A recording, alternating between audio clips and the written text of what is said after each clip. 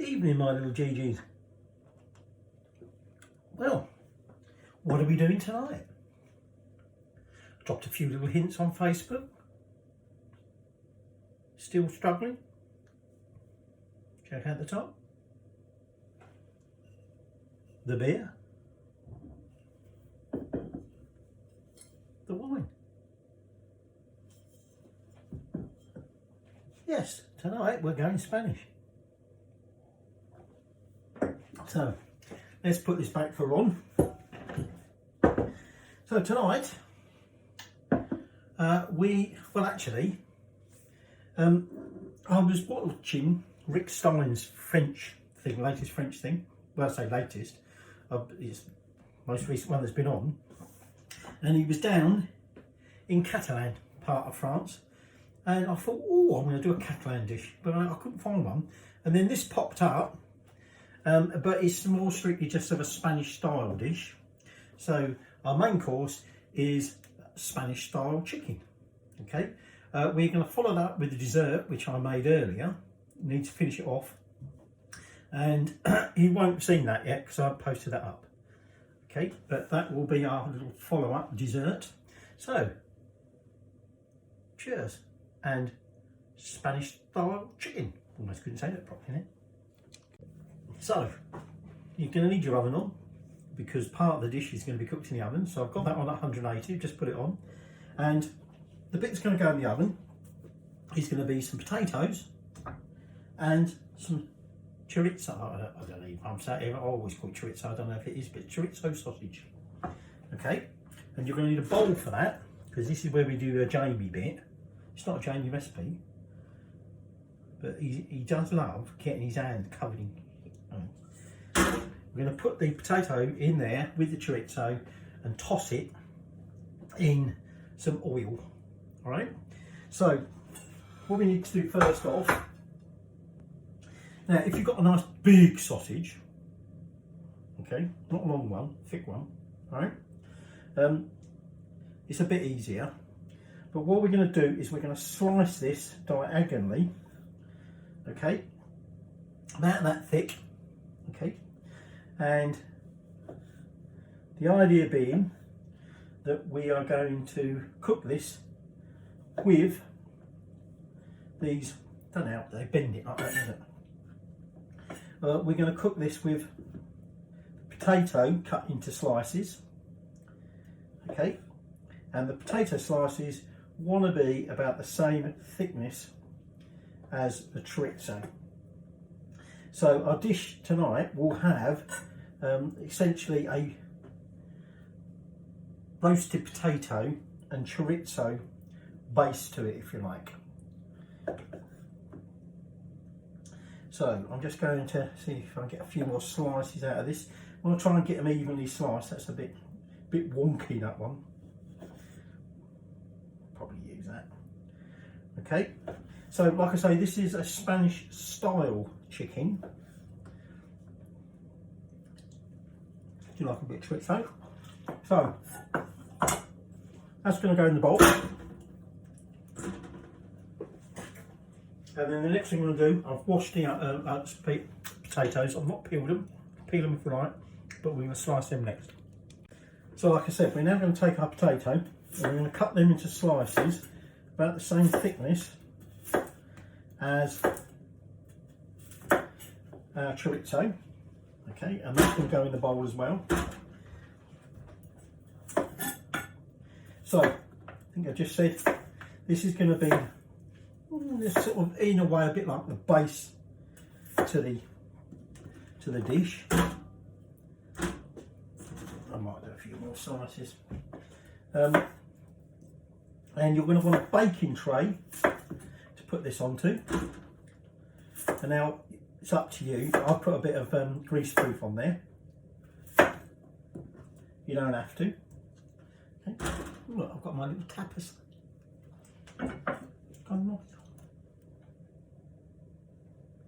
So, next thing you want is some olive oil. Don't pull very well out of these things. I might get that Get the bottle. So, what we're going to do is we're now just going to coat the potatoes and the chorizo all over with this olive oil. Like I say, this is doing the Jamie bit where he loves to get his hands in there. And then what I ate, in fact actually I noticed Rick Stein did it as well. What I ate is, it's not so much they get their hands in it, it's then they start picking everything up with the dirty greasy hands. What's even worse, and they all do it, or if you notice all these cooks do it, they then use, like when they're cutting up raw meat, they'll pick the raw meat up, they'll chuck it on whatever, and then next minute they're picking up all this other stuff, okay? So while my hands are all messy, what I'm going to do is I lay out a piece of potato oil, and then I lay out some chorizo onto it, okay? And I'm basically going along, I don't know well you can see that, alternating it, potato with chorizo. Now if your chorizo is a bit too small, you can put 2 bits of chorizo per potato, okay? So I'm just going to do a couple of lanes of this if you like. So I'm going to let you go off and get yourself a beer now. Right, I went through until I used up all the bits of chorizo I did. A few bits of potato left, but that doesn't matter. Now I'm just going to put this by for now, because that's going to want to go in the oven for about 30 minutes. Hang on, need a beer and tapas. I've got no whole big chorizo, so I wasn't sure how much I need. So I can always have some more tapas. Anyway, that's going to want about 30 minutes. And so we're going to need to do a little bit of cooking first, and then the main dish cooks for like 30 minutes. So I'm going to put that in a little bit anyway, okay, so I'm just going to push that to one side. Now, what you're going to need is some chicken. Now, chicken thighs, skin on if you like your nice brown crispy skin. Unfortunately these came skinless. You're going to need some white wine, 120 mils of white wine, 240 mils of chicken stock, some garlic, onion, salt, pepper, green olives, optional parsley to garnish with, and then you're going to want about 3 tablespoons of flour, 3 tablespoons ish smoked paprika, but same again of dried oregano, and same again of dried thyme. And that's what we're going to coat the chicken in, okay? Not all that stuff, the flour and the herbs and that, okay? So you're going to want a pot. Now I'm going to cook them in this dish because although I'm frying the chicken, we're actually going to then be putting all them other ingredients into that, okay? So, oh, and then I'll put the chicken thighs, didn't I? So, that's what you're going to need. Let's get ready. Right, I've got myself a dish to do me coating of the chicken in it. So I put in that thyme, oregano, smoked paprika, and the flour. The first thing we're going to do is we're just going to get that mixed together, okay? And this is what we are going to then coat our thighs in. Kinky. Obviously not our thighs, our chicken thighs. I haven't noticed actually, I haven't counted yet, whether these come from the usual Tesco free breasted chickens or not. I wonder how many thighs the chickens have got here. So I've got that sort of pretty well mixed together. So then all we're going to do is, I've got plenty in there. I've got 5. So 5-thighed chicken, which presumably means it's got 5 legs. Well, it did have.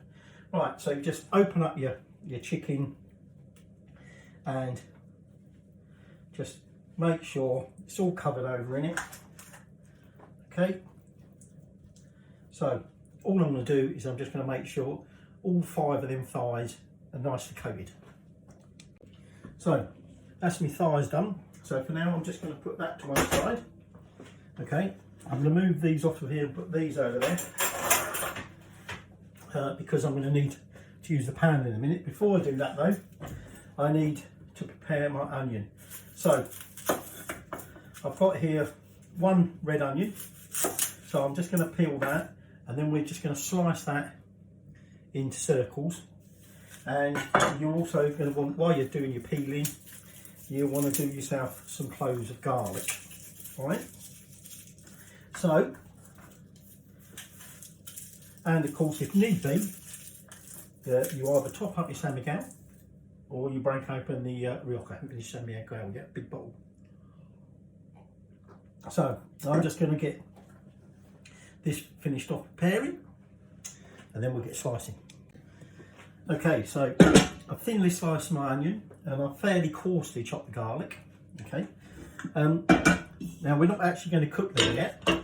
First off, I'm going to get some oil in the pan. Okay, and we're going to turn that up to a relatively high heat.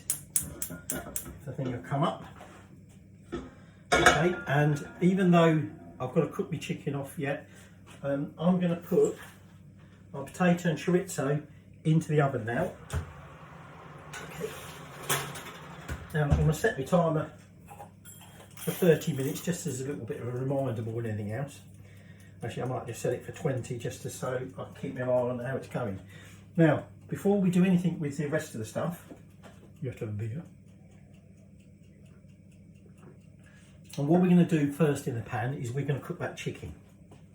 Okay, now the chicken is going to go back into it and cook for a further 30 minutes. So we're not trying to cook it all the way through, but we want to get it nice and brown on the outside. So this is the point where if it's still the skin on, you want to get the skin all nicely cooked and crispy, as it were. Okay, so we've got some salt and pepper, which you could have added in if you wanted to the chicken marinade, as it were, but we're going to chuck that in later on. And like I say, you're going to want some olives and a little bit of tomato puree. Now the recipe actually didn't use tomatoes, and I thought, plus, don't eat tomatoes like that. I'll eat tomato puree, but I won't have sliced tomato. But it had sliced red peppers, and when they're cooked, they look like tomatoes to me, and I can't eat them. So we're not putting the peppers in, but if you wished, you could slice up a red pepper and be chucking that in when I tell you to, all right? But we're not, we're just going to have a dash of that. So we take our chicken, okay, and when that's all pretty much nice and hot, we just lay it in there. And like I say, what we want to do is we want to brown off the chicken both sides. Okay, so we'll do one side and then we'll turn it. Okay, notice I didn't trim these thighs like I normally would if we were doing something with them. Okay, just going to use them like they are. So in they go, and like I say, we're now just going to cook them off. Right, as you can probably hear, the chicken's still going nice. It's almost there. Okay, and I thought at this point we could do the wine tasting. So this is our Rioja. Still odor. I can't read that. Is that Elby? Let's try it out. I'm glad this one here.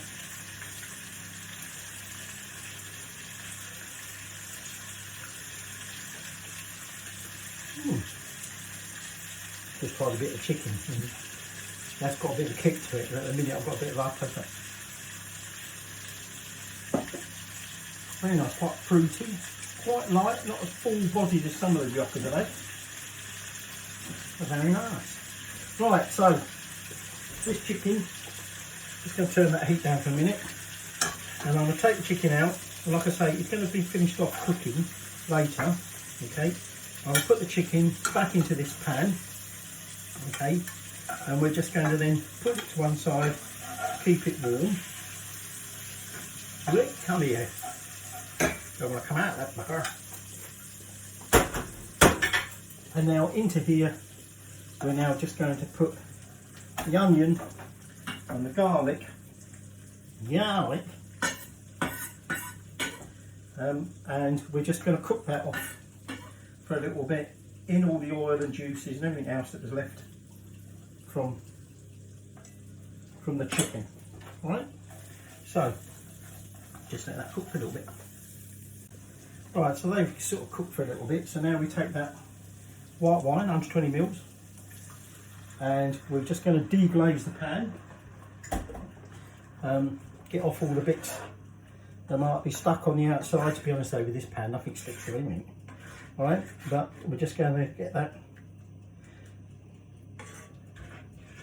cooking up, warming up a little bit first, okay, before we then start assembling it all back again, ready for its final 30-minute cooking. All right, so I'm just going to let that warm up a little bit. Right, so I'm going to give it about a tablespoon of tomato puree. We're just going to add some fresh ground pepper and fresh ground Himalayan salt. Just going to add 240 mils of stock. Just going to mix all that through. Okay, just get that puree all mixed in, and then at this point we're going to get that chicken, and I'm going to put the chicken back into it. Okay, we turn the heat down to, hey, don't you do that to me. You can pour any of the juices that might come out of the chicken back into it. Okay, whoops. And then all I'm going to do is I'm going to turn the heat down lowish. Okay, and we're now just going to let that cook for about 15 minutes. So our 20-minute time was up on that. That's quite handy. So I'm just going to set that for 15 minutes, and we'll then have another 15 minutes. It's all done. Quite a simple little dish tonight. Okay, so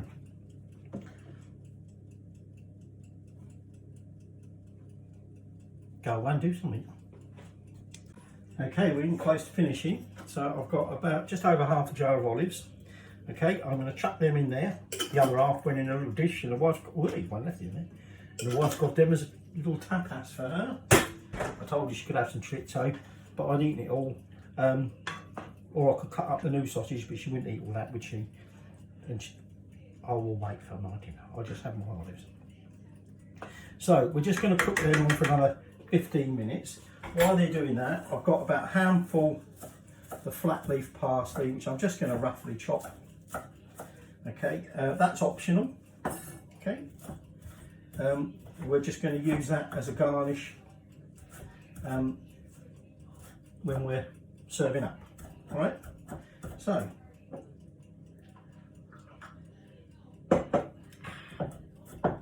right, it's almost there now. So at this point, I've turned the oven off. Whoop, come here, Clough. And I'm just going to bring my tray out with my cooked potato and chorizo. Now, this is where we're going to try and be clever. Ideally, what we want to do is attempt to slide with your finger. Oh no, it's not going to have it. We're just going to get out our potato and chorizo, preferably still in its layers. Lay that out on the plate, okay? Alternate like it was. Okay, now if you've got a long plate, you do it in one long strip. So I'm just going to do the rest of the potatoes. Now, at this point, we take our chicken and we lay it along the edge of potato, slightly overlapping.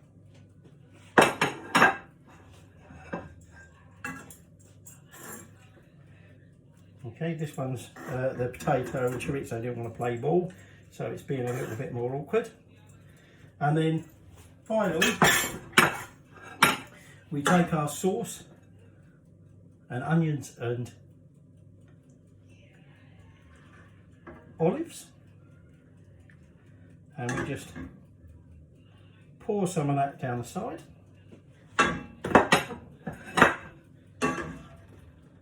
Let me just do this one, put some of the sauce on there and have a little taste for you. Okay, so we've got our Spanish style chicken, which is chicken cooked with some spices and herbs, roasted potato slices with chorizo in a sauce, onion, stock, wine and olive. Okay, and they don't want to play ball in a minute. The sauce is quite nice. You've got the flavours from the chicken. Let's have a little bit of chicken. Whoop, that's a bit hot, that plate. Okay. Chicken's nice and tender. Potato. It's a bit awkward holding this up and doing it like this. There's potato, just coat it in a bit of sauce.